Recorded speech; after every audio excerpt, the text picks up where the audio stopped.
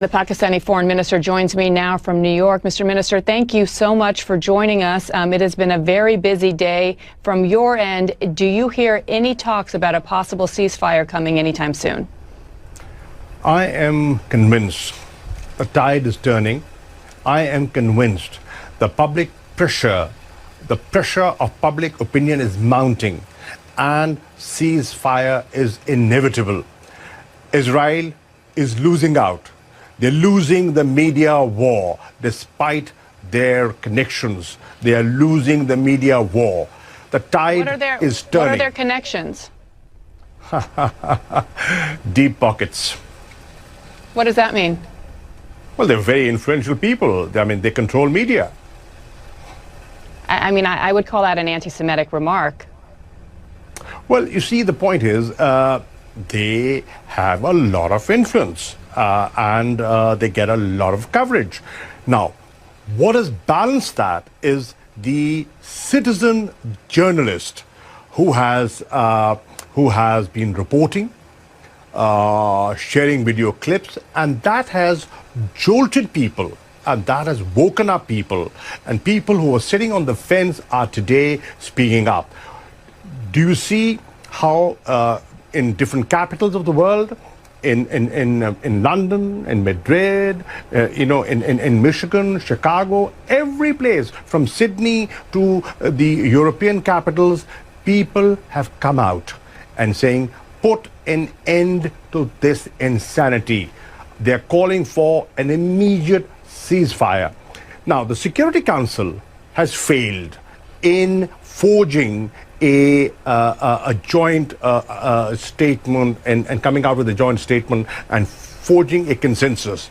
The General Assembly today is giving a clear message to the Security Council. It is your prime responsibility to ensure peace and security. Please live up to the UN Charter. But, Mr. Ambassador, can we not separate the fact that there are calls for peace and for equal human rights for both sides, for Palestinians and for Israelis, without anti-Semitic talk and rhetoric? And we are seeing an increase in anti-Semitism throughout the world. Many of these protests are showing signs and images of anti-Semitism as well. Shouldn't you be condemning that?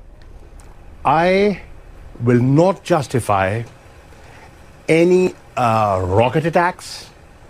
And I cannot justify and I cannot condone the aerial bombardment that is taking place. But what about anti-Semitism?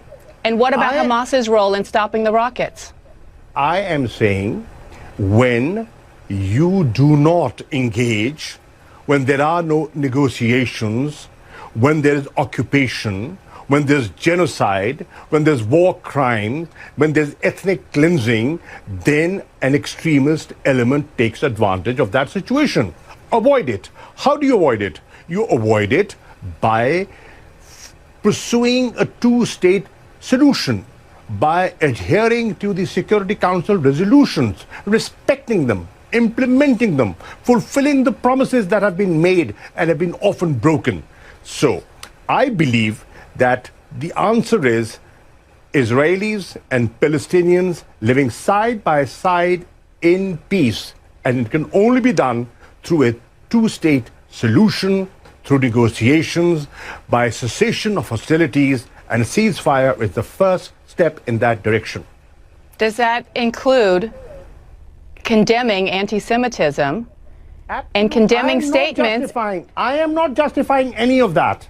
You began this conversation. I am so sorry. There's so many things I want to talk to you about, but I personally am offended as a journalist. You began this conversation by saying that suggesting that Israel has, quote, close friends and powerful friends in the media. That is an anti-Semitic trope. No. What I'm saying is the perception. Look at the perception the world has. You cannot ignore that, ma'am. But that's a wrong perception. Could be wrong, but that's the perception. Negate it. Well, negate it. By giving a balanced coverage, negate it. The onus is not on those who are being accused of things that aren't true. It's on people like you in powerful positions to say that that's wrong. Well, what we are saying, what is wrong, and I'm not shying away from that. What I'm saying is this insanity must come to an end. We must promote dialogue. We must sit and talk, and we must promote peace. Israelis and Palestinians, everybody has a right to live. They have a right to protect their children. Look at what's happening. 230 innocent people have been killed. More than 50,000 people have been displaced. 50 schools have been bombed. Hospitals have been targeted. Red Cross has been targeted. The AP office, media outlets have been targeted. And what they're saying is, okay, if you think there was Hamas presence there, why don't you have an independent investigation?